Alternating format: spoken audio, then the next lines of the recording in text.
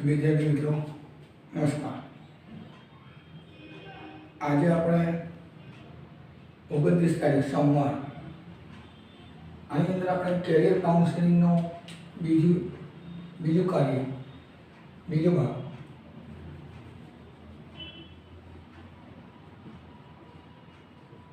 Carrier counselling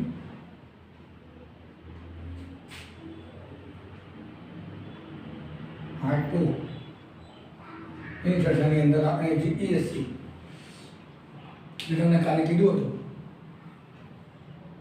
રવિવારના દિવસે કે આપણે આની 1 બાય 1 ચર્ચા કરીશું, જેથી તમને ખ્યાલ આવી જાય કે આ શું છે અને એની તૈયારી કઈ રીતે કરી, જેથી તમારું ભવિષ્ય સારું બની શકે। આની અંદર આપણે આજે વાત કરીએ જીપીએસસી દોસ્તો, Gujarat public service commission, Gujarat ગૌણ સેવા આયોગ મંડળ એવું પણ આપણે ગુજરાતીમાં કહી શકીએ। મોટાભાગના લોકોના સપના છે આનાથી ક્લાસ 1 અને ક્લાસ 2ની જેને તમે કલેક્ટર કહો છો, ડેપ્યુટી કલેક્ટર, એની પોસ્ટ આના દ્વારા મળે છે। પૂરા જિલ્લા ઉપરનો કંટ્રોલ હોય આઈએસ અને આ ડેપ્યુટી કલેક્ટર સાહેબનો। પણ આટલું વાંચો તો તમારું ભવિષ્ય ક્લિયર થઈ શકે છે। આખું જીવન હેરાન થયું એના કરતાં આટલા પેપર તૈયાર કરી નાખો, ટોટલ સબ્જેક્ટ્સને આપીએ હું તમને સમજાવું છું 1 બાય 1, તો પછી જીવનમાં પાછળ ફરીને ક્યારેક જોવાની તકલીફ નહીં પડે તમને, બરોબર દીકરાઓ। આજે આપણે આની વાત કરી। હવે સૌથી પહેલાં આપણે વાત કરી કે આની અંદર કેટલા ભાગમાં પરીક્ષા વહેંચાયેલી છે જીપીએસસી। તો જીપીએસસી મુખ્ય 3 ભાગમાં વહેંચાય છે। એક પ્રાથમિક કસોટી, પ્રાથમિકને શું કહીએ? પ્રિલિમ। નંબર 2 મેઇન ટેસ્ટ, મુખ્ય પરીક્ષા। અને નંબર 3 દોસ્તો इंटरव्यू। आ 3 भागों में स्ट्रक्चर तैयार થયેલું છે કમિશન દ્વારા। એની અંદર આપણે વાત કરીએ પહેલાં દોસ્તો કે આ પ્રિલિમ શું છે। જ્યારે પણ તમે જીપીએસસીનું ફોર્મ ભર્યું છે દોસ્તો, એ જીપીએસસીની અંદર પહેલાં પ્રિલિમ ટેસ્ટ આપવી પડે છે। એ પાસ થાવ તો અને તો જ તમે મુખ્ય પરીક્ષામાં પ્રવેશ શકો। એટલે આ પાસ કરી ફરજિયાત છે। જો આમાં નાપાસ થાવ તો આમાં જવાની તક મળે નહીં। એના પણ અટેમ્પ્ટ ગવર્મેન્ટે નક્કી કર્યા છે, એની ઉંમર પણ નક્કી કરી છે। એ પછી મેં તમને લિંક આપી, તમે એ બધું જોઈ શકશો। અગત્યનું આપણે જોઈએ કે ઓબીસીને કેટલા વખત ટ્રાય આપી શકો, એસસી કેટલા વખત ટ્રાય આપી શકે, ઓપન કેટલા વખત ટ્રાય આપી શકે। એ ઇમ્પોર્ટન્ટ એટલું બધું નથી લાગતું મને, કેમ કે એ એક થિયોરેટિકલ નોલેજ છે। તમે કોઈ પણ યુટ્યુબ પર જશો એટલે તમને ખ્યાલ આવી જશે। પણ આ થોડું સમજવા જેવું હતું મારી દૃષ્ટિએ, એટલે મેં આની વિડીયો તમને બનાવવાનો પ્રયાસ કર્યો છે અને તમને સમજાવવાની પ્રયત્ન કર્યો છે।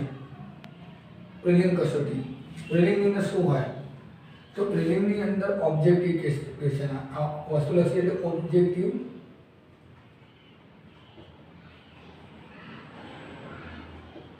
ऑब्जेक्टिव એટલે શું દોસ્તો? આપણે કહીએ છીએ ને A B ને C D ઓલ્ટરનેટિવ્સ, ટીક મારવાની સાદી ભાષામાં વૈકલ્પિક પ્રશ્ન, એવા પ્રશ્ન હોય। કેટલા પેપર હોય દોસ્તો?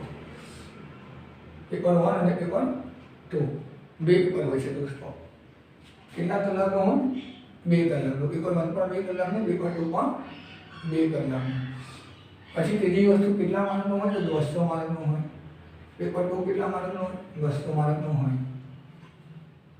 ક્લિયર દોસ્તો? આની સામે હવે તમને પ્રશ્ન એ થાય કે આમાં શું પૂછાશે, કયા વિષયોની અંદર ઇન્વોલ્વમેન્ટ કરવામાં આવે છે?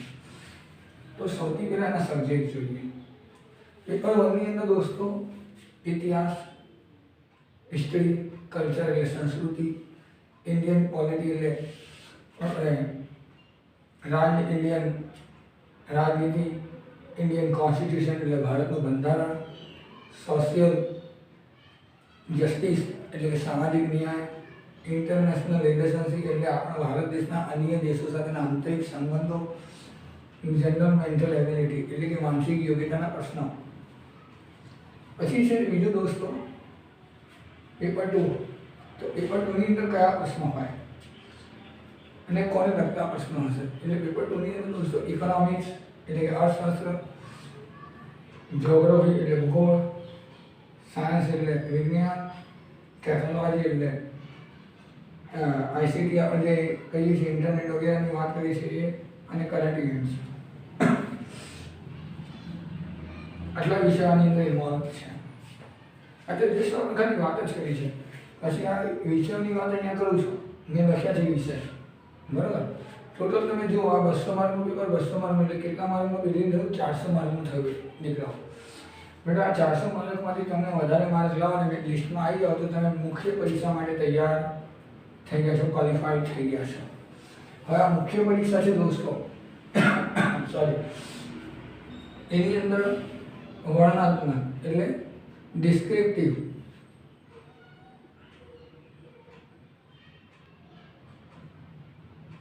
ડિસ્ક્રિપ્ટિવ એટલે લાંબા પ્રશ્નો જે કહી છે, લાંબા પણ એટલે લાંબા નહીં કે તમે ટીવાયની અંદર ગપ્પા મારી લખો છો એવા નહીં. ડિસ્ક્રિપ્ટિવ ધેટ મીન્સ 200 શબ્દમાં, 300 શબ્દમાં, એટલે 20 વાક્યમાં, 30 વાક્યમાં ગણે છે. યુનિયન પબ્લિક સર્વિસ કમિશન તો ગણે છે શબ્દોને, પણ જો વધારે હોય તો એને મારે કપાય છે. એટલે બહુ વસ્તુને મહત્વ રાખવાની છે, ધ્યાન રાખવાની છે. મહત્વની વસ્તુ છે કે તમારે જરૂર જેટલું જ લખવાનું છે, અગત્યનું લખવાનું છે. જે તમે એક્ઝામમાં કરો છો એવું અહીંયા કરવાનું નથી. વર્ણનાત્મક પેપર કેટલા પેપર હોય? 1, 2, 3, 4, 5 અને 6. હવે 6 પેપરમાં શું હોય મિત્રો? તો પહેલાં તો આપણે સમય જોઈએ તો ભાઈ 3 કલાકનો સમય છે. દરેક પેપરમાં 3 કલાક છે. જો 6 પેપરમાં 3 કલાકનો સમય. હવે મારે કેટલા છે દોસ્તો? 150 માર્ક છે દરેકના. એટલે 150 ગુણ્યા 6 કરો તો 900 માર્ક થાય ટોટલ. એટલે બીજો ભાગ, પહેલો ભાગ 400 માર્કનો એક ક્વોલિફાઈંગ પેપર છે. આ કયું છે? ક્વોલિફાઈંગ છે. આના માર્ક ઇન્ટરવ્યુમાં ગણાતા નથી, એના લિસ્ટની અંદર ગણાતા નથી. જ્યાં તમારો અપોઇન્ટમેન્ટ છે મેનના જ ગણાવશે, પણ મેનને અંદર એક્ઝામ આપવા પસંદ થવું હોય તો તમારે મેન્સ પાસ કરવી એ અનિવાર્ય છે, ફરજિયાત છે. આ ધ્યાનમાં રાખજો દોસ્તો. હવે ડિસ્ક્રિપ્ટિવ જે છે આની વાત કરી, 900 માર્કનું છે દોસ્તો. 400 માર્કને ભૂલી જાઓ તો ક્વોલિફાઈંગ પેપર છે, પણ આ 900 આ છે. અને ત્રીજી વસ્તુ, ત્રીજો સ્ટેપ શું છે? ઇન્ટરવ્યૂ છે, પર્સનાલિટી ટેસ્ટ. તમે કેવા પ્રકારના છો અને તમે. હવે આ ઇન્ટરવ્યૂ છે દોસ્તો 100 માર્કનું છે. 20-25 મિનિટ ચાલશે, 30 મિનિટ ચાલે, કેટલા 45 મિનિટ ચાલે. એ તો સામેવાળા પર ડિપેન્ડ છે કે એ તમારા પ્રશ્ન તમને કેટલા પૂછે છે એના અંગે ના કરે. પણ આમાં શું પૂછાય? જ્યારે તમે અહીંયા આવો છો, ક્વોલિફાઈ કરો છો, પછી મેન્સની એક્ઝામ આપો છો અને મેન્સ પાસ કર્યા પછી જો તમારું મેરિટની અંદર નામ આવી જાય તો તમને કોલ લેટર આવે છે. હવે આ કોલ લેટર આવ્યો ને તમે ઇન્ટરવ્યુમાં ગયા એટલે સમજી લે છે કે તમે બ્યુરોક્રેટ છો, તમે ડેપ્યુટી કલેક્ટર તમામ પ્રકારની માનસિક યોગ્યતા ધરાવો છો, હોશિયાર છો. એટલે હવે તમને સંચાલનના પ્રશ્નો પૂછશે. એ તમને પૂછશે કે તમે જે જિલ્લામાં જશો તો એ જિલ્લાની અંદર ઘણી સમસ્યાઓ છે. વોટર જે પાણી છે એનું દુષ્કાળની પ્રોબ્લેમ છે, એના માટે શું કરી શકાય? તો તમારી પાસે લોજિક હોવા જોઈએ. તમે પ્રશ્ન સમાજના જે ગંભીર પ્રશ્ન છે એ, પછી ભૂતકાળની અંદર જે બાબરી મસ્જિદનો પ્રશ્ન હતો કે અત્યારે જે CAS NPR national population register વિશે તમે શું માનો છો? NCR વિશે શું માનો છો? હા, CAS વિશે CAS વિશે તમે શું માનો છો? તો આ બધા જે છે NPR જે છે સિટીઝન અમેન્ડમેન્ટ બિલ, આ તો સિટીઝન અમેન્ડમેન્ટ એક્ટ. CAS એટલે CAS અત્યારે જે પ્રશ્નો ચાલતો હતો કોણે ભારત નાગરિક છે ને કોણ નથી, તો એ બધા પ્રશ્નો વિશે તમારા મંતવ્ય પૂછશે ઇન્ટરવ્યુમાં. આપણા આંતરરાષ્ટ્રીય સંબંધો કેવા છે ભારતના અન્ય દેશો સાથે, તો બધું તમારી પાસે લોજિક હોવું જોઈએ દોસ્તો. આ લોજિક હશે તો તમે ઇન્ટરવ્યુમાં પસાર કરી શકશો. આમાં કોઈ ગુફા પેલી ચાલતી નથી. તમારી પાસે એક જ વસ્તુનું લોજિક, પોઝિટિવ અને નેગેટિવ બંને સાઈડનું નોલેજ તમારી પાસે હોવું જોઈએ. એ કઈ રીતે પ્રાપ્ત થશે તમને કહીશ, પણ આ 100 માર્કનું આ રીતે તમને પૂછશે. એટલે જુઓ મિત્ર, 900 + 100 1000 માર્ક થાય ટોટલ.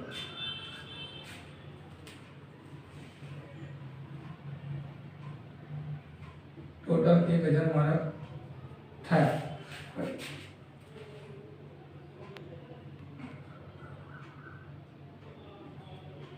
Total marks. હવે તમે જુઓ કે આ બધું જ જે છે આ બધા વિષયો ભેગા કરી દઉં. હવે પહેલાં આના જોઈએ કે પેપર 1ની અંદર કયો વિષય પૂછાય. એ તો 100 માર્કનું ગુજરાતી કમ્પલસરી. પહેલો પેપર ગુજરાતીનું હશે તો ગુજરાતીમાં શું પૂછાશે. મેં તમને પીડીએફ પણ આજે ગૂગલ ક્લાસરૂમમાં મૂકી દીધી છે દોસ્તો. કાલે મૂકી દીધી રવિવારના દિવસે દોસ્તો. બરાબર. તો ગૂગલ ક્લાસરૂમની અંદર મેં પૂરેપૂરો સિલેબસ પણ તમને આપી છે, પણ તમને સમજ માટે કે આટલું બધું વાંચવું ના પડે. તમે વાંચો તો વધારે ખ્યાલ આવશે, નો ડાઉટ. પણ હું તમને સમજાવું છું જેથી એને પણ હાથ લગાવવાની જરૂર નહીં પડે. જે ગુજરાતી છે પહેલો વિષય, તો ગુજરાતીમાં શું પૂછાય તો નિબંધ છે, અરજી લેખન છે, પત્ર લેખન છે, કયા કવિઓએ શું કર્યું, કયા લેખકોનું શું યોગદાન છે ગુજરાત રાજ્યની અંદર, એને કયા કયાને એવોર્ડ કયા કયા મળ્યા છે, એ બધી વસ્તુઓ અહીંયા પૂછે છે. અને ગ્રામર વ્યાકરણ આ આટલી વસ્તુ છે. પેપર 2ની અંદર ઇંગ્લિશ છે. ઇંગ્લિશની અંદર સેમ નિબંધ છે, પત્ર લેખન છે, લેટર રાઇટિંગ છે, કોમ્પ્રિહેન્શન છે, પેરેગ્રાફ છે, સિનોપ્સિસ કરવાનો આવે છે, એ અને ગ્રામર છે દોસ્તો. ત્રીજો પેપર છે કરંટ ઇવેન્ટ્સનું છે. અહીંયા પણ લખ્યું છે મેં એસે. અહીંયા મેં કરંટ ઇવેન્ટ લખ્યું છે ને અહીંયા મેં લખ્યું છે દોસ્તો એસે. એટલે ત્રીજો પેપર નિબંધનો છે. તમે ગુજરાત પબ્લિક સર્વિસ કમિશનની અંદર જે કંઈ ભાષા નક્કી કરી હશે, ગુજરાતીમાં તો ઇંગ્લિશ, તમે બેમાંથી કોઈ એક ભાષા નક્કી કરી હશે એ જ ભાષામાં તમારે હવે ગુજરાતનું પેપર તો ગુજરાતીમાં જ અપાય એટલે તમને ખ્યાલ છે જ. ઇંગ્લિશનું પેપર ઇંગ્લિશમાં અપાય અને બાકીના 3 થી 6 પેપર જે છે એ તમે ગુજરાત રાજ્યની જીપીએસસી પબ્લિક કમિશનના ફોર્મ જ્યારે ભર્યું હશે ત્યારે તમે ઇન્ડિકેટ કર્યું હશે કે આમાંથી કઈ ભાષામાં મારે પ્રશ્નના જવાબ આપ્યા છે. એ તમે જે ટીક કરી છે એના આધારે તમે અહીંયા પ્રશ્ન એ જ ભાષામાં લખવા પડશે અને ઇન્ટરવ્યુ પણ એ જ ભાષામાં આપવું પડશે. બીજી લેંગ્વેજ નહીં ચાલે દોસ્તો. હવે એસે છે તો તમે ગુજરાતી નક્કી કર્યું છે તો ગુજરાતીમાં લખવા પડશે અને ઇંગ્લિશ નક્કી કર્યું તો ઇંગ્લિશમાં લખવું પડશે. હવે પેપર 4, 5 અને 6 છે એની અંદર શું પૂછાય મેં અહીંયા લખી દીધું છે પ્રિલિમિનરીના વિષયો. એટલે આ જે બધા વિષયો જે છે પેપર 1 અને 2માં જે હતા એ જુદા વિષયોમાંથી જ અહીંયા પૂછાશે, બીજું કોઈ અલગ હશે નહીં દોસ્તો. હવે આપણે અહીંયા વાત કરી કે કયા વિષયો વાંચવા પડશે. તો પહેલો વિષય વાંચવો પડે ઇતિહાસ. તો સાહેબ ઇતિહાસમાં શું વાંચીએ? આજ દિન સુધી તમે જે 5 પાના રાવલ પ્રકાશનના વાંચીને આખા સર્ટિફાઈ કરી દઉં મારા એફએસના વિદ્યાર્થીઓ એ નહીં ચાલે દોસ્ત. ગુજરાત રાજ્યની એટલી પુસ્તક વાંચી લઈએ પાઠ્ય પુસ્તક મંડળની તો એટલી નહીં ચાલે. એના માટે તમારે એડવાન્સ થોડું વાંચવું પડશે. એમની જ્યારે તમે ડેપ્યુટી કલેક્ટર અને 50,000 સરકાર પગાર આપતી હોય તો એમને સારા વ્યક્તિની નોલેજેબલ વ્યક્તિની જરૂર છે. તો ભારતનો ઇતિહાસ આપણને ખ્યાલ હોવો જોઈએ. તો ઇતિહાસ કયા ભાગમાં વહેંચાયેલો છે? તો કે પ્રાચીન ઇતિહાસ એન્શિયન્ટ હિસ્ટ્રી, મધ્યકાલીન ઇતિહાસ મેડિવલ હિસ્ટ્રી અને નંબર 3 મોડર્ન હિસ્ટ્રી એટલે કે આધુનિક ઇતિહાસ. આ 3 વસ્તુમાં ઇતિહાસ વહેંચાયેલો છે અને આ 3 ઇતિહાસના વિષયો તમારે તૈયાર કરવા પડે. ઇન્ડિયન પોલિટી, ભારતની રાજનીતિ વિશે તમારે તૈયારી કરવી પડશે દોસ્તો. ઇન્ડિયન કોન્સ્ટિટ્યુશન, ભારતનું બંધારણ, ભારતનું બંધારણ ક્યારે, ભારતનું બંધારણ કોણે બનાવ્યું, ક્યારે બનાવ્યું, સભા ક્યારે મળી, એ આખી બુક છે. એના માટે ઘણા બધું મટીરિયલ છે. પણ કઈ રીતે તૈયારી કરી, શું વાંચો? કેમ કે ભારતની અંદર ને ગુજરાતની અંદર તો લાખો મટીરિયલ, લાખો પુસ્તકો છે, લાખો પ્રકાશન છે. પહાડ જેવું છે એનામાંથી તમારે જડીબુટ્ટી શોધવાની છે અને તમને એ જડીબુટ્ટી હું તમને પ્રાપ્ત કરી દઈશ. તમને જ્યારે પણ પ્રશ્ન હોય શું વાંચવું છે, તમને આમાં રસ જાગી જાય તો પછી મારો નંબર તમારી જોડે છે, વોટ્સઅપ નંબર તમારી જોડે છે, ઈમેલ આઈડી મારું તમારી જોડે છે, યુટ્યુબ પર કોમેન્ટ તમે કરી શકો. દરેક વસ્તુ હું તમારી સાથે જોડેલો છું, ઓફલાઈન પણ અને ઓનલાઈન પણ. જ્યારે તમારા મનમાં એવું થાય કે મારે તૈયારી કરવી છે, મારી પાસે દિવસના 5 કલાક મહેનત કરવા માટે હું તૈયાર છું મારું ભવિષ્ય બનાવવા માટે, તો હું તમારી સાથે છું દોસ્તો. સોશિયલ જસ્ટિસ એટલે કે સામાજિક ન્યાય જેને MA કરતા હોય કે MA સોશિયલ સાયકોલોજી કરતા હોય કાં તો સોશિયોલોજી કરતા હોય એના વિશે આવે છે. એ અહીંયા આપણે તૈયારી કરવી પડે એની. ચોથું, આંતરરાષ્ટ્રીય સંબંધો, ભારતના રાષ્ટ્ર સાથે કેવા, દેશો સાથે કેવા છે. તમે જો અત્યારે પહેલાં ચીન સાથે મળીને આવ્યા આપણા પ્રાઇમ મિનિસ્ટર, ને એક ચીન આપણી સાથે માથાકૂટ તૈયારી શરૂ કરી હતી. નેપાળને આપણે એટલા બધા 30,000 કરોડ રૂપિયા આપ્યા હતા 1.5 વર્ષ પહેલાં અને 1 લાખ મેગાવોટ વીજળી આપીશું પ્રાઇમ મિનિસ્ટર કહીને આવ્યા હતા ત્યાં. એ જ નેપાળ આજે આપણી સામે ઊભા છે. તો આપણું આ રિલેશન કેવી રીતે મેન્ટેન કરવું, કઈ રીતે આપણે આ બધી નેગેટિવિટીથી બચવું, આપણે આપણો ફાયદો પણ લઈ શકું ને વિકસિત તો એ બધી ચર્ચા અહીંયા થાય છે. તમને એવા લગતા પ્રશ્નો એક્ઝામમાં પૂછાશે. કલ્ચર, સંસ્કૃતિ, આપણું આખું સંપૂર્ણ ભારતની સંસ્કૃતિ અને ગુજરાતની સંસ્કૃતિ શું છે, એમાં પછી નવરાત્રિના ગરબા હોય કે મેળાઓ હોય બધું જ એની અંદર ઇન્વોલ્વ થશે દોસ્તો. જનરલ મેન્ટલ એબિલિટી, આની અંદર તમારી માનસિક યોગ્યતા માપવાની છે. એ લોકોનું મેન્ટલ, તમે કેટલા અવેર છો, કેટલા તત્પર છો, કેટલા પ્રેઝન્ટ ઓફ માઇન્ડ છો. આજે રવિવાર છે અને આજે મારી બર્થડે છે અને આજે 28 તારીખ છે, તો આવતા વર્ષે 28 તારીખે કયો વાર હશે? આવા બધા પ્રશ્નો તમને પૂછવામાં છે, પણ ગભરાવાની જરૂર નથી દોસ્તો. આ બધી ટ્રીક છે. એક ટ્રીક તમને ખ્યાલ આવે તો તમે 5 સેકન્ડ નહીં 1 સેકન્ડમાં જવાબ આપી શકો છો. આ ખાલી હાવ છે, કેમ કે ટ્યુશન ક્લાસીસવાળા એવો હાવ પેલા કરી દીધો છે કે ના પૂછવા. એની ચર્ચા આપણે આગળ કરી છે. ગુજરાતી આગળ વાત કરીએ છીએ, ઇંગ્લિશ આગળ વાત કરીએ છીએ, ઇકોનોમિક્સ, અર્થશાસ્ત્ર, પછી ભૂગોળ છે, ભૂગોળ છે, એ પછી ફિઝિયોલોજીકલ ભૂગોળ હોય કે ઇકોનોમિકલ જ્યોગ્રાફી હોય કે સોશિયલ જ્યોગ્રાફી હોય, એ અલગ અલગ પ્રકાર છે. એની આપણે ચર્ચા એ વાંચવું પડે. સાયન્સ, તો સાયન્સની અંદર શું વાંચવાનું? તો કે biology, physics, chemistry, rocket science, અવકાશ વિજ્ઞાન, કંઈ પણ વિજ્ઞાનના જે કંઈ મુદ્દાઓ છે, વિજ્ઞાન જેની સાથે સંકળાયેલું છે, એ બધી વસ્તુની તમારે ચર્ચા કરવાની છે અને સમજવાનું છે. ટેકનોલોજી વિશે તમારે ભણવાનું છે, કરંટ ઇવેન્ટ્સ,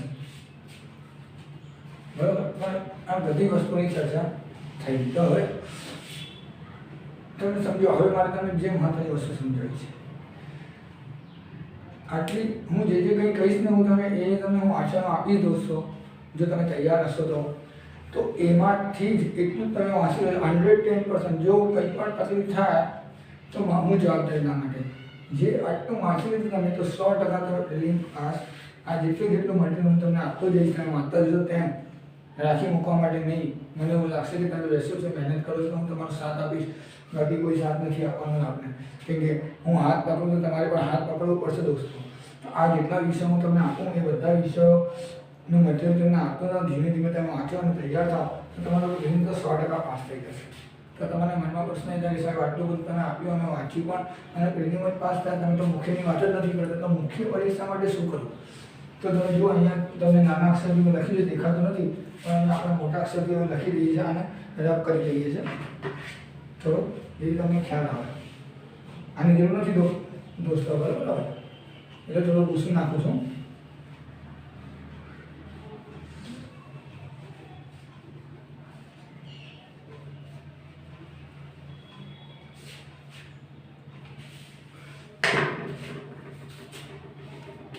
આના માટે શું વાંચો?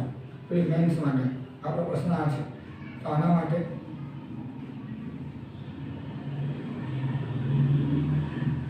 ધ હિન્દુ. આ ધ હિન્દુ શું છે?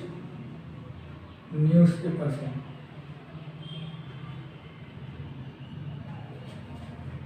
બરોબર. સોરી, આ ન્યૂઝપેપર છે દોસ્તો, ધ હિન્દુ. તો મેન્સમાં શું પૂછાશે? મેન્સની અંદર તમે જે થિયરી વાંચી છે પ્રિલિમ્સની અંદર, એ જ પુસ્તકમાંથી પૂછાશે ને બીજું એમાં શું આવશે?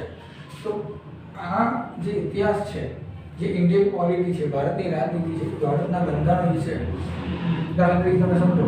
એક એક્ઝામ્પલ કે મેન્સની અંદર પ્રોપર પુસ્તકમાંથી નહીં પૂછાય દોસ્તો. તમારો ઇન્ટરવ્યુ અને તમારો મેન્સ આ પેપર વાંચવાથી ક્લિયર થઈ જશે. મેન એક્ઝામ અને ઇન્ટરવ્યુ કોનાથી થશે? આનાથી. ધ હિન્દુ ન્યૂઝપેપરથી. ન્યૂઝપેપર છે. કઈ રીતે શું પૂછશે? Indian constitution. હવે દાખલા તરીકે એક્ઝામમાં પેપર્સમાં એવું પૂછાય, આવું જ પૂછાશે, પુસ્તકમાંથી નહીં પૂછાય. મેન એક્ઝામની અંદર ક્યારેય એવું વિચારવું જ નહીં કે તમે સીધો સ્ટડી પુસ્તકમાંથી પૂછી લેશે. નહીં, શક્ય નથી. હા, પ્રિલિમ્સની અંદર ઓબ્જેક્ટિવ વૈકલ્પિક પ્રશ્ન છે, એ તમારી હું તમને જે આપી છે એમાંથી પૂછાઈ જશે. પણ આ જે મેન એક્ઝામ છે એના માટે આપણે હિન્દુ ન્યૂઝપેપર પર જ ડિપેન્ડન્ટ રહેવું છે. પુસ્તક તો તમે કરી નાખી છે, પણ આની તૈયારી માટે ધ હિન્દુ દરરોજ વાંચવું પડશે. કઈ રીતે? ઇન્ડિયન કોન્સ્ટિટ્યુશન છે, ભારતનું બંધારણ. તો એની અંદર પ્રશ્ન પૂછાશે કે ભાઈ આપનું શું મંતવ્ય છે 370A અને 370ની કલમ 35A વિશે? સરકારે એની અંદર મોડિફિકેશન કરી નવું અમેન્ડમેન્ટ લાવ્યા, એનાથી તમે સહમત છો?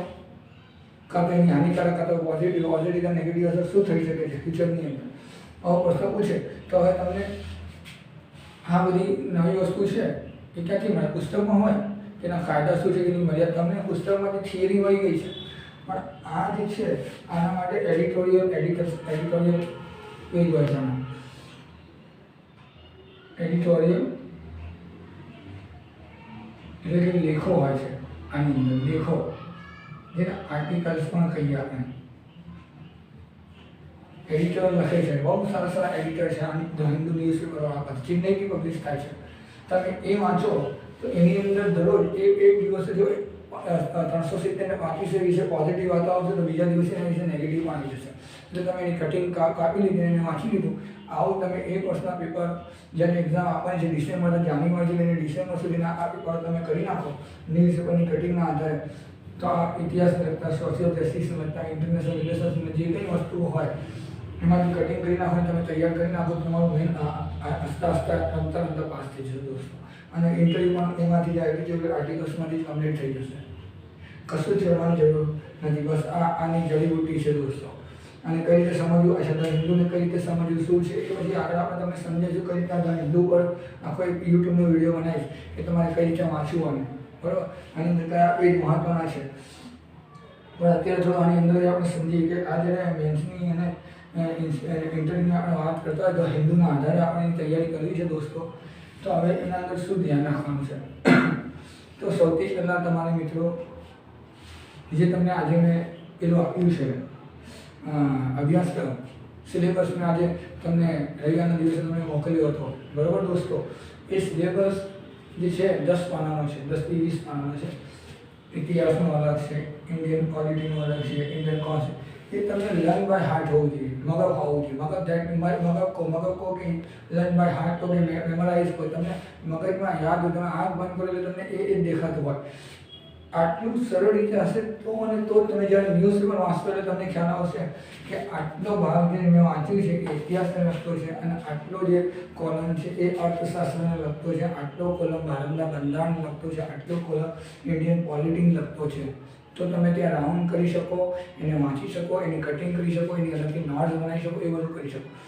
એવું કહીએ કે જીપીએસસી અને યુપીએસસી માટે જે અભ્યાસક્રમ છે, GPSC Gujarat public service commission હોય કે ઇન્ડિયન પબ્લિક સર્વિસ કમિશન, આની આપણે યુપીએસસીની પછી બીજી વિડીયો બનાવીશું. અત્યારે આપણે જીપીએસસીની વાત કરી છે ઓનલી. પણ ઇમ્પોર્ટન્ટ વસ્તુ તમે સમજી દોસ્તો કે જીપીએસસી હોય કે યુપીએસસી હોય, વિદ્યાર્થીને બે એક જ વસ્તુ પ્રોવાઈડ કરી છે. શું? સિલેબસ. હવે જે સિલેબસ છે એ આપણા માટે બાઇબલ કહો તો બાઇબલ ને ગીતા જોઈએ તો ગીતા, એ આપણા માટે એક શસ્ત્ર છે. જો એને તમે સમજી લીધો, બરાબર વાંચી નાખ્યું, બરાબર ગોખી નાખ્યું, મગજમાં ફિટ કરી દીધું, એટલે તમે ન્યૂઝપેપર વાંચો એટલે તમને ખ્યાલ આવે કે આ મુદ્દો બરાબર મહત્વનો છે. પછી એની અંદર એવું લખ્યું કે બીજેપીએ મધ્યપ્રદેશમાંથી 5 લોકોને પોતાની અંદર લઈ લીધા અને 2 કરોડમાં ખરીદી લીધા, કાં તો કોંગ્રેસે 3 કરોડમાં ખરીદ્યા. એ બધી વસ્તુઓ ને વાંચવાની જરૂર જ નથી, કેમ કે તમને ખબર છે કે ઇતિહાસને લગતી વાતો તો લેવાની. ઇન્ડિયન પોલિસી રાજનીતિ એટલે આવી રાજનીતિ નહીં. તમે જ્યારે પુસ્તક વાંચશો ઇન્ડિયન પોલિસી તમને ખ્યાલ આવશે કે રાજનીતિ શું છે એકચ્યુઅલી, વાસ્તવિકતા શું છે ને આજે દેખાય છે એ શું છે. એટલે મિત્રો આ વસ્તુને તમારે મગજ કરવાની છે. મગજ કરી દીધા પછી દોસ્તો આ હિન્દુ દિવસના વાંચશો. એક આઈ લાઇનર પેન લેવાની, હાઈ લાઇનર પેન આવે છે એ લેવાની, એને રાઉન્ડ કરવાનો અને એની નોટ્સ બનાવી દેવાની. દરરોજ આખા હિન્દુ જે ન્યૂઝપેપર છે 18 પાનાનું હોય, એમાંથી માંડ 5-7 પાના નીકળે. તમે ચોપાના 5-7 પાનામાં તમારું કામ કરી દો. અને એ ના કરવું હોય તો તમારી પાસે સ્માર્ટફોન છે કે એમએસસીના એપ્લિકેશન ફોટો પાડો, ક્રોપ કરો અને એને સેવ કરી દો એક અલગ ફોલ્ડરની અંદર. ઇતિહાસનો ફોલ્ડર અલગ બનાવો, જ્યોગ્રાફીનો અલગ, એવું અલગ અલગ ફોલ્ડર બનાવો. કેટલા ફોલ્ડર બનશે દોસ્તો? 14 ફોલ્ડર બનશે અને તમારું કામ કમ્પ્લીટ થઈ જશે દોસ્તો. 1 વર્ષની મહેનત અને 80,000 રૂપિયા પગાર, 70,000 રૂપિયા પગાર. અને તમે મારી ઉંમરને થશો ત્યારે 2.5 લાખ રૂપિયા પગાર. આજના જમાનામાં કોઈ નહીં આપે. આટલી વસ્તી વધારો થઈ ગયો છે, નોકરીઓ નથી, ને આવી પરિસ્થિતિમાં જો તમે આશ કરો છો તો તમારું ફ્યુચર બહુ બ્રાઇટ છે. બસ એક જ વર્ષ તૈયારી કરવાની જરૂર છે દોસ્તો. આ અત્યાર સુધી મેં આટલી બધી ચર્ચા કરી, અહીંયા આપણા પોઈન્ટ પૂરો થાય છે. તમને કોઈ પણ પ્રશ્ન હોય, તમને મટીરિયલ જોઈતું હોય, તમને આમાં સમજ ના પડતી હોય, વાંચતી વખત મટીરિયલમાં સમજ ના પડતી હોય, કોઈ મુદ્દામાં સમજ ના પડતી હોય તો તમારી પાસે મારો નંબર છે, બધું જ અવેલેબલ છે તમારી જોડે. તમે મારો કોન્ટેક્ટ ગમે ત્યારે, તમે રાત્રે 12 વાગે બેસ્યા છો મહેનત કરવા માટે, દિવસમાં નોકરી જાય તો 12 વાગે પણ તમે મને જગાડીને ફોન કરી શકો છો અને મારી જોડે મહત્વનું નોલેજ પ્રાપ્ત કરી શકો છો દોસ્તો. હું તમારી સાથે અને પાસે બંધ છું. Thank you. જય હિન્દ.